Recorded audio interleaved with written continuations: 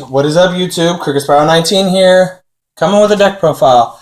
This is the second time I'm recording this, because the first one had a lot of interference with my television, so I decided I'm going to completely redo it. So, it's Shadolls. It's 20 cards Shadolls, which is woohoo, fun time. One sec. Alright. I've had a lot of fun with this deck, and I just got a lot of brand new cards for it that I'm going to be playing in it, so a lot of fun stuff. It's the Sworn Shadoll build. A lot of other things. I'm going to be coming with you guys with a bunch of different videos here pretty soon. I'm going to be talking about a lot of the things and about pretty much how the meta is being shaped, and there's a card in particular that is actually in this. I main deck it, which is quite a pain in the butt because I have to main deck it in order to get anywhere in the format. So, with further ado, here is going to be the deck profile. We have 3 Shadoll Beast. This card is the main draw of the deck. It's the main draw power. Send them to the graveyard with an effect, you draw. Flip them, you draw. Squamata. Squamata is kind of self-explanatory because Squamata helps you draw more. Or not draw, but search. He's kind of your searcher of the deck. Then we have 2 Falco. The reason I like 2 Falco is because I don't. I like 3, but I needed room. Then 2 Hedgehog. And if I need any more room, one of these is going to come out.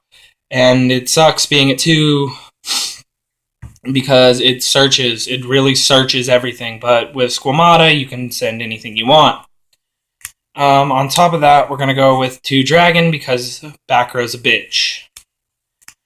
Then we have 2 Black Dragon. I like this guy because he helps you along with your rank 4 plays along with the White Dragon. The White Dragon helps you along with your rank 4 plays. You can just keep going and going and spam rank 4s, and I love it to death.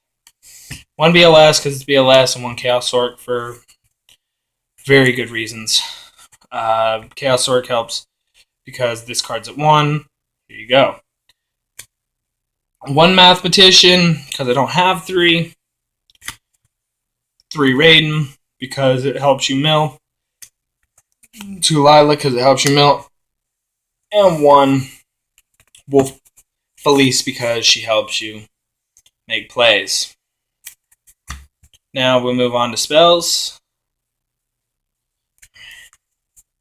Oops. Alright, we got 3 Shadoll Fusion because it's staple.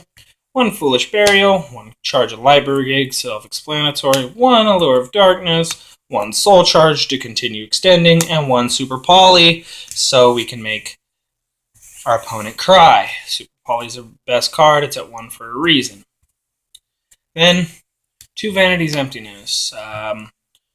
This is the card I'm talking about. I have to main deck this card and because the format says so. 2 Breakthrough Skill, because it's a really good card, and they're $6 a pop for commons. 2 Sinister Shadow Game because it helps you control all the plays that you want to go off.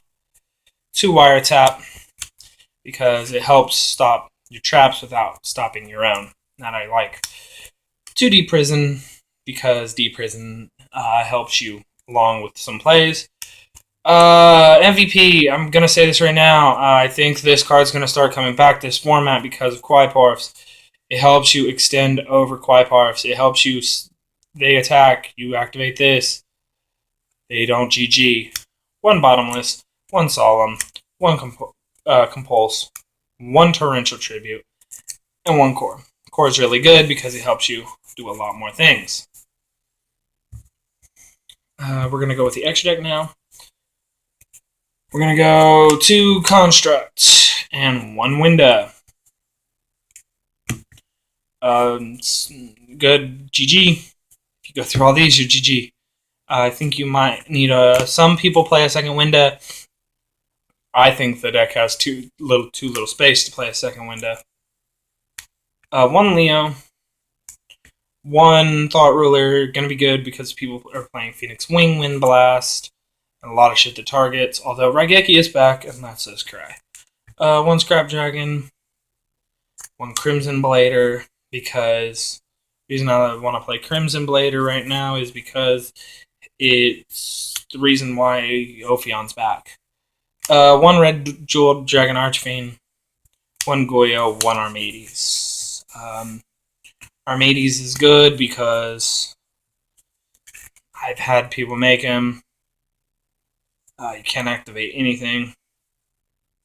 Can't activate cards or effects until the end of the damage step. No, nobody's going to drop Jagors. Nobody's going to do crap.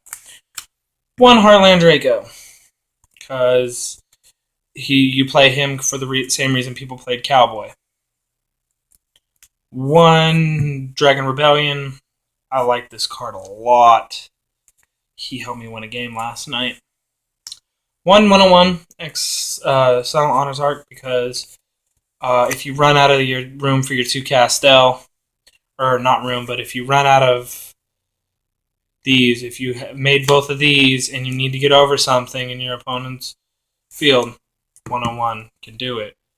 But the reason I play 2 is because it's too versatile this format, especially in this deck, because you can remove 1 to set another, flip your own cards face down, and Beast draws you a lot of more cards.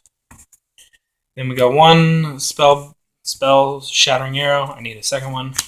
2 Blackhorn because of Glyforth. 2 Psycho Reader because fuck light decks. 1 DD Crow, or 2 DD Crow for Burning Abyss and Shadoll matchup. 2 MST for other reasons. 2 Effect Veiler. 2 Mind Crush because everything searches. And 2 Exion Core because you don't want Ophion happening. So after I've said all this, I want to talk about a little bit about this card right here, Vanity's Emptiness. This card is fucking fantastic, and apparently everybody wants it. Neither player can special summon monsters. When a card is sent from your deck to the field, or your deck or the field to your graveyard, destroy this card. Yeah. You flip this on anybody, they cry, they can't special summon, rolls over to your turn, make something go from your field to the graveyard, explode.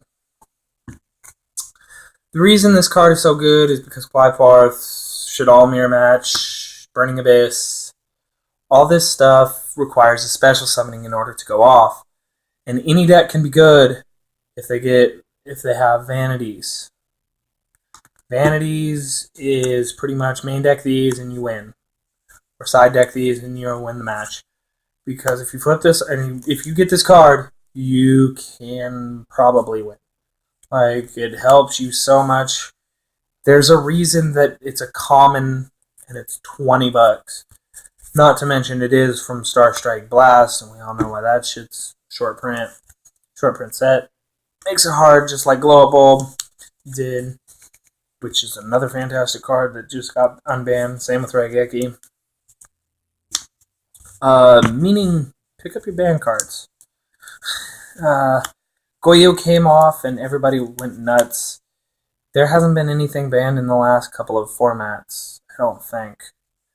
But it just shows that things are starting to come off. Things aren't as good as they used to be, so they're letting you play it at 1. Just like Goyo's not as abusive. I mean, because he isn't... The biggest monster that everybody made back then was a Stardust, and Stardust is 25, he was 28. Boom, get over, steal your opponent's Stardust. It's not that way anymore. It's a bunch of little monsters that everybody uses to get bigger monsters into bigger plays, into poke, poke, poke, poke, poke game. And this card right here, should be limited here pretty soon, I hope. I want it to be limited, but who cares? I don't think it is, actually. I can't say that because there are a lot of cards that are coming out right now that just make it good. And with that said, I will see you guys next time. Crooked signing off.